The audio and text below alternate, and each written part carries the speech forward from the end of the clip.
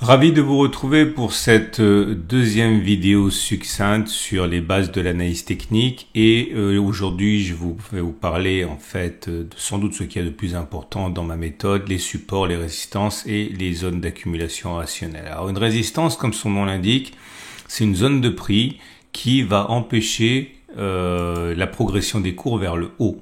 Clairement, c'est une zone de prix telle que les investisseurs, les traders, les intervenants considèrent que c'est cher et que à partir du moment où on touche cette zone, eh bien, il est difficile de trouver des raisons d'aller plus haut parce que c'est des achats. Alors, il faut bien comprendre zone de prix. Ok, l'analyse technique n'est pas une science exacte, il s'agit d'agréger les comportements de milliers, voire de centaines de milliers d'intervenants et des millions de transactions. Il est rare qu'on parle d'un niveau de prix, c'est plutôt une zone de prix qui fait résistance. Alors, regardez ici, vous voyez cette zone ici de prix comprise, allez, entre 45 000 dollars et 41 000 dollars. 44 000 dollars, par contre, peut être considérée comme une zone de résistance. Vous voyez comme on a eu du mal à la passer. Ça ne veut pas dire qu'au bout d'un moment, elle ne sera pas passée. Regardez, elle a été d'ailleurs brièvement passée un petit peu plus tard.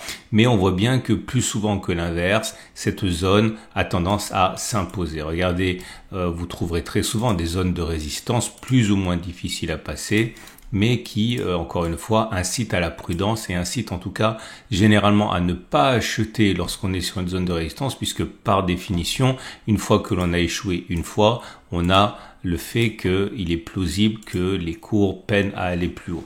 Jusqu'au moment, bien sûr, où ça casse, parce qu'à un moment ou à un autre, les résistances cassent. Mais dans l'immédiat, il est légitime d'arrêter d'acheter lorsqu'on arrive sur une résistance pour les raisons évoquées, à savoir que c'est un niveau qui visiblement apparaît comme cher.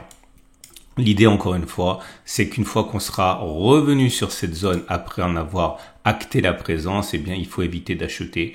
Il vaut mieux attendre que l'on casse, que l'on fasse sauter le bouchon ou alors que l'on revienne un petit peu plus bas.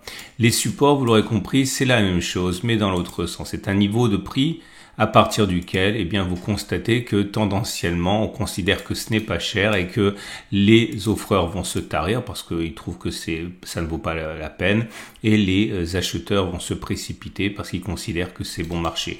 Là aussi, il ne faut pas considérer un prix, mais plutôt une zone de prix, et il ne faut pas considérer non plus que ce soit infranchissable. À un moment, les supports peuvent casser, comme c'est le cas ici. Mais vous allez remarquer que plus souvent que l'inverse, lors des premières attaques des supports, eh bien, on a tendance à bien résister.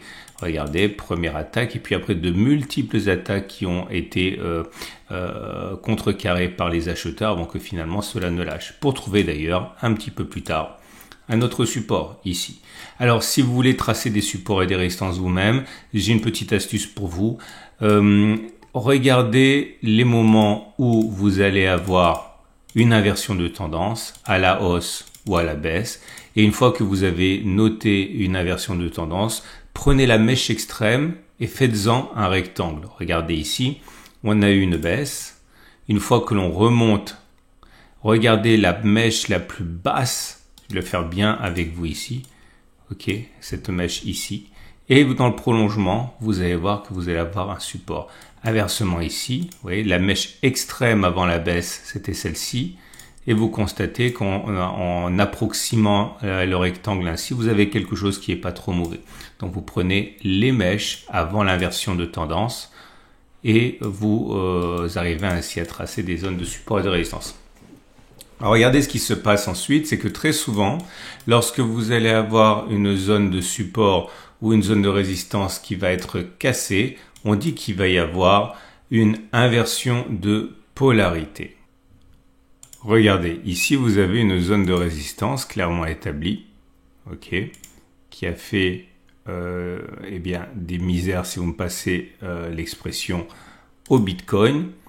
Et après que l'on a réussi à finalement s'affranchir de cette zone de résistance, il y a ce qu'on appelle la règle du changement de polarité, c'est-à-dire que la résistance devient support. Et lorsque l'on revient dessus, eh bien, on a tendance à rebondir comme un support. Regardez, ça s'est produit magnifiquement ici. D'ailleurs, ça s'est produit comme ça pas mal de temps, puisque même plusieurs mois après, la zone de résistance qui avait changé de polarité est restée support. Ok, je vous montre un autre exemple. ici, vous avez une zone de... je vais la faire figurer ainsi. Regardez. Vous avez ici votre zone de résistance. Là. Et une fois que la zone de résistance a été cassée, elle change de polarité, elle devient support. Ainsi. Ce n'est pas toujours vrai, ça fonctionne pas toujours comme ça, mais ça fonctionne généralement comme ça, ou du moins, ça fonctionne plus souvent que ça n'échoue. Encore ici, une zone de résistance qui a parfaitement fonctionné plusieurs fois. Et une fois qu'elle a été cassée, une fois que l'on a clôturé au-dessus, eh bien, elle a changé de polarité et elle devient support. Ok ? Et ça va nous intéresser notamment pour les zones d'accumulation rationnelle. Alors, que sont les zones d'accumulation rationnelle? C'est ce qu'on va voir tout de suite.